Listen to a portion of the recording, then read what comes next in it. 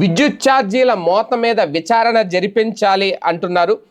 అంటే మాజీ ఐపీఎస్ అధికారి ఎవరైతే ఉన్నారో ఏబి వెంకటేశ్వరరావు. అంటే ఇక్కడ కీలకమైన అంశం ఏంటి అంటే, గత ప్రభుత్వ హయాంలో దక్షిణ ప్రాంత విద్యుత్ పంపిణీ సంస్థ ఎస్పీడీసీఎల్ దాంట్లో జరిగిన భారీ అవినీతి కారణంగానే రాష్ట్రంలో వినియోగదారుల మీద విద్యుత్ ఛార్జీల భారం పడింది అనేది ఏబి వెంకటేశ్వరరావు గారు చేస్తున్న ప్రధాన ఆరోపణ. ఎందుకంటే డిస్కంలో దాదాపు 40,000 కోట్ల అవినీతి జరిగిందట.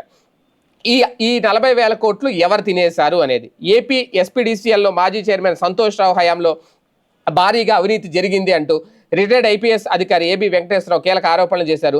తిరుపతిలోని ఏపీ ఎస్పీడీఎస్ఎల్ కార్యాలయంలో సీఎండి శివశంకర్ని కలిసిన ఆయన డిస్కంలో 40,000 కోట్ల అవినీతి జరిగింది, దాన్ని విచారణ జరిపించాలని కోరారు. అంటే ఇక్కడ కరెంటు బిల్లులు మాత్రం ఇప్పుడు ఎవరు తప్పించుకోలేరు అనేది మొదలుపెట్టిన ఆయన, మన పిల్లలైనా ఆ బిల్లులు కట్టాల్సిందే, ఎవరో చేసిన అవినీతికి సామాన్య వినియోగదారుడు ఎందుకు భారం మోయాలి అనేది ఆయన చేసిన ప్రశ్న. ఇది కరెక్టే, కాకపోతే నిజంగా ఈయన చెప్తున్నట్టు 40,000 కోట్ల అవినీతి జరిగిందా, దానికి ఏమైనా ఆధారాలు ఉన్నాయా అనేది 2023లో కోట్లలో అవినీతి బయటపడిందని, రూపాయి విలువ చేసే వస్తువును 3 రూపాయలకు కొనుగోలు చేసి ఆ భారాన్ని ప్రజలపై మోపడం అన్యాయం అన్నారు. విద్యుత్ రంగంలో ఎప్పుడూ ఇలా జరగలేదని కూడా ఏబీ చెప్పుకొచ్చారు. అయితే గత ప్రభుత్వ హయాంలో అయితే అప్పుడు ప్రభుత్వం మారినా సరే సంతోషరావు మాత్రమే కొనసాగారని, 12 సార్లు సమాచార హక్కు చట్టం కింద సమాచారం అడిగినా ఇవ్వలేదు, ఆయన అవినీతిపై సంపూర్ణ ఆధారాలు కూడా సేకరించారట, అధికారులు కంపెనీలు కొమ్మక్కే అవినీతి సొమ్మును పంచుకున్నారు అని కూడా ఏబీ చేసిన కీలక ఆరోపణ.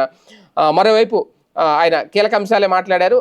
కందుకూరులో జరిగిన లక్ష్మీనాయుడు హత్య గురించి కూడా మాట్లాడారు. ఏది ఏమైనా ఇక్కడ ఒకటే, నిజంగా 40,000 కోట్ల రూపాయలు ఈయన అన్నట్టు అవినీతి జరిగితే దానికి ఆధారాలు ఉంటే ఇప్పుడు ఇదొక కొత్త కుంభకోణం, ఇదొక కేసు అవుద్ది. ఎందుకంటే 40,000 కోట్లు అనేది చిన్న లెక్క ఏం కాదు కదా. మధ్యందే 3,000 కోట్ల రూపాయలు అనేది ఇంకా తేలలేదు. ఇప్పుడు 40,000 కోట్ల రూపాయలు, అది కూడా విద్యుత్ సంస్థలో డిస్కమ్లకు సంబంధించి ఆయన చేసిన ఆరోపణ, అవినీతి చేశారు, తినేశారు అనేది. దీని మీద మరి నిజంగా ఇది ఆరోపణైనా ఆధారాలు ఉంటే పూర్తి స్థాయిలో విచారణ జరిగితే ప్రజల మీద మోపిన భారమైనా తగ్గుతుంది కదా, అది రికవరీ చేస్తే. మరి చూద్దాం ప్రభుత్వం ఏ నిర్ణయం తీసుకుంటుందో.